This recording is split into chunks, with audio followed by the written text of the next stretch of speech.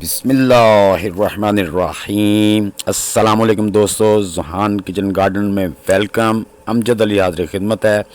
आज मैं आपसे कुछ ऐसे तरीके शेयर करूंगा जिससे आप हर किस्म की सब्ज़ियां अपने घर पर उगा सकते हैं बग़ैर किसी परेशानी के। लेकिन चंद बुनियादी बातों को समझ लेना ज़रूरी है।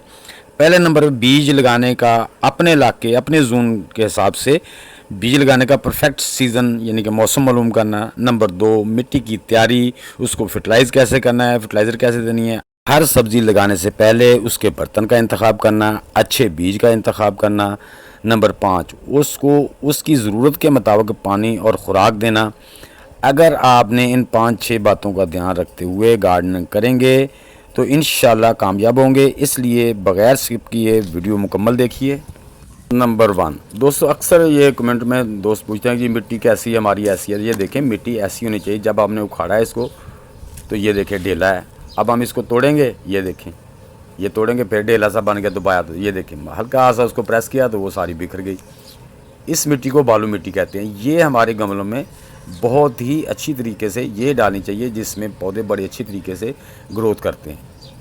इस किस्म की मिट्टी को बालू मिट्टी कहा जाता है। ये देखें, ये आप देख सकते हैं। तो ये देख लिया। अब दोस्तों, मैंने ये टोकरी में जो मिट्टी डाली है, इसमें पहले भी मैंने कुछ पौधे लगाए थे जो चल नहीं सके। पहले भी मैंने इसमें खाद डाली थी, लेकिन अब फिर हम इसमें थोड़ी सी और खाद मिला लेंगे। तो ये दोस्तों मेरी डीकम्पोज्ड खाद है, लेकिन इसको हमने तकरीबन ये 10% इसमें मिला लेंगे, क्योंकि पहले भी मैंने 20% मिलाई हुई है।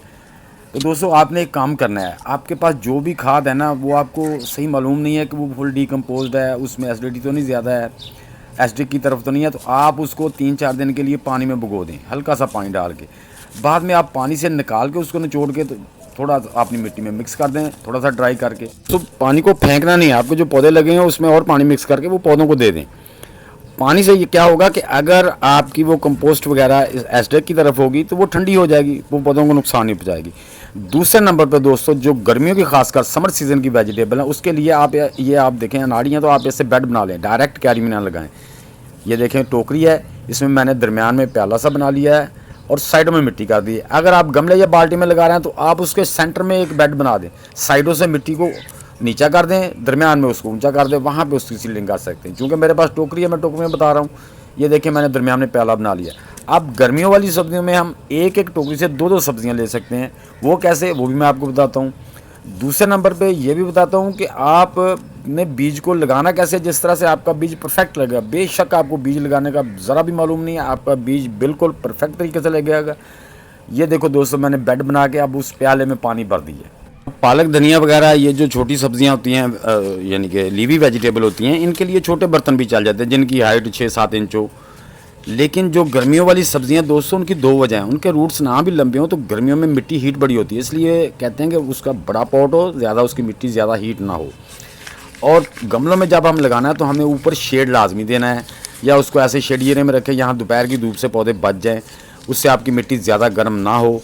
उससे भी आपके पौधे के रूट मुतासर होकर ख़राब हो जाते हैं। इसलिए बड़े बर्तन का गर्मियों में ख़ासकर जो भी आपने सब्ज़ी लगानी है उसके लिए आपने बड़े बर्तन का इंतखाब करना है, वरना आप छोटे बर्तन में भी जो कम लंबे रूट वाली सब्ज़ियाँ उनको उगा सकते हैं। उनकी फर्टिलाइज़ पूरी कर दें, उनकी खुराक पूरी करते रहें तो वो उनको खुराक मिलती रहेगी, उसमें भी हो जाएंगे। अब दोस्तों, ये खीरे के बीज हैं, कोई भी बीज है आपका, खीरे का बीज है, करेले का बीज है, कद्दू का बीज है, किसी चीज़ का, भिंडी का बीज तो वैसे ही गोल होता है, उसको जहाँ मर्जी रखते हैं। धनिया के बीज भी ऐसे होते हैं, पालक के बीज भी। लेकिन जो गर्मियों वाली सब्ज़ी के तरबूज, खरबूजा, इसके जो बीज, अब ये देखें, जैसे मेरी गौर से देखें, जहाँ पे मिट्टी की पानी का लेवल था वहाँ पे मैंने, ये देखें, मिट्टी हाथ को नहीं लग रही, देख रहे हैं ना, वो गारे की तरह नहीं। अब बीज को हमने इसमें लगाना कैसे है, इसको आपने बीज को खड़ा करके लगाना ही नहीं, या तो आप लिटा के लगा दें इस तरह से। लेकिन बेस्ट तरीका है, अगर आप इसको करवट के रुख में लगा देंगे, इसको बीज को करवट दे के यूँ करके लगा देंगे तो आपका बीज आपको बिल्कुल भी नहीं पता, तो तब भी आपका बीज सही लग गया। यानी कि अब बीज को आपने, यहाँ छोटा बीज है, इसको यहाँ रखना है, रख के इसको आधी इंची ऊपर मिट्टी देनी है। ये देख लें, ये देख लें, बीज करवट दे के ऐसे लगाना है आपने। अब बीज पे आपने आधा इंच जो ऊपर है ना वो मिट्टी दे देनी है। ये हल्के हाथ से उसको ऐसे दबा देना ताकि मिट्टी उसके साथ चिपक जाए। ये हो गया दोस्तों, इस तरह बीज लगाना है, आधी इंची मिट्टी देनी है ऊपर। इसी तरह जितने भी बीज हैं आप कुछ बीज ऐसे हैं जिनको आप यानी कि बड़े बीज हैं करेले के, कद्दू के, उनके 1 इंच मिट्टी भी आ जाए तो कोई मसला नहीं है। हाँ जी, उन पे 1 इंच मिट्टी देनी चाहिए क्योंकि वो बीज बड़ा होता है। तो वो तकरीबन बड़े बीज हैं, ये जैसे तर के बीज हैं, खीरे के बीज हैं, ये छोटे बीज होते हैं। तो इस तरह से ये देखें, बास्केट में हमने पौधा बेशक एक रखेंगे लेकिन 2 बीज 3 4 भी लगा दें ताकि कोई खुदा न खासा जर्मिनेट ना हो तो आपकी टोकरी खाली ना रहे। ये 2 बीज लग गए। अब हमने गर्मियों की सब्जियां जो लगानी हैं, इसका ये देखें बेड के ऊपर है। अब जब भी आपको पानी देने की ज़रूरत महसूस हो तो आपने, अगर आपके बीज जर्मिनेट नहीं किए अभी तक और आपने देखा मिट्टी खुश्क हो गई, तो पानी देना है जहाँ तक पहले पानी का लेवल है उससे ऊपर पानी ना जाए। एक दूसरे नंबर पे बीज लगाने के बाद आप ऊपर से स्ट्रॉ वगैरह से या किसी चीज़ से उसकी मल्चिंग कर सकते हैं ताकि उसकी नमी कम खुश्क हो। अब दूसरा तरीका, बेल हमारी बनेगी वो ऊपर निकल जाएगी, नीचे हमारी टोकरी खाली है। अब हम क्यों ना इसमें लीवी वेजिटेबल लगा दें। ये देखिए कुरंडर लगाना भी।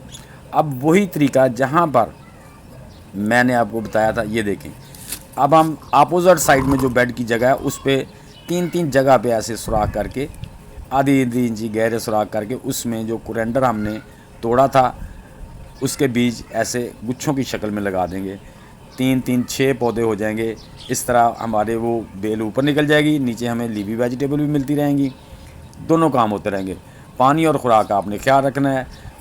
दूसरे नंबर पे दोस्तों, बीज जब भी लगाना है आपने उसको 3-4 घंटे की लाजमी भिगो देना ताकि बीज ने जितना पानी पीना है वो पी ले। जब वो ज़मीन में लगे तो उसे पानी पीने की ज़रूरत ना हो, जैसे ज़मीन की हीट उसे मिले तो वो अपने जर्मिनेट का अमल उसका शुरू हो जाए। क्योंकि 2-3 दिन बीज जो है ना, वो 2-3 दिन पानी पीने में बीज लगा देते हैं, पानी वो फुल पीते हैं, फिर उसके बाद जाके उसका जो है ना टिश्यू वगैरह फूलते हैं, फूलने के बाद फिर वो निकलते हैं। तो अगर आपके पानी दिया भूल गए और बाद में पानी खुश्क हो गया, उसके अंदर बीज भी खुश्क हो गया, उसके टिश्यू एक बार फैले फिर सुकड़ गए, तो वो बीज आपका जर्मिनेट नहीं करेगा। इन चीज़ों को आपने बहुत ज़हन में रखना है। तो बीज जब लेना है, दूसरा दोस्तों, आपने उसका बीज जो इंतखाब करना है, अच्छे बीज का इंतखाब करना है। फिर उसके बाद हमने बीज लगा दिए, खाद दे दी, उसके बाद हमने उनके पौधों में खुराक का बहुत ख्याल रखना है। उसकी ज़रूरत के मुताबिक पानी देना है, उसकी ज़रूरत के मुताबिक ही उसे खाद देनी है। यानी कि थोड़ी हफ्ता बाद थोड़ी थोड़ी खाद भी देते रहें, पानी ज़्यादा ना दें, जितना पौधे को चाहिए उतना दें।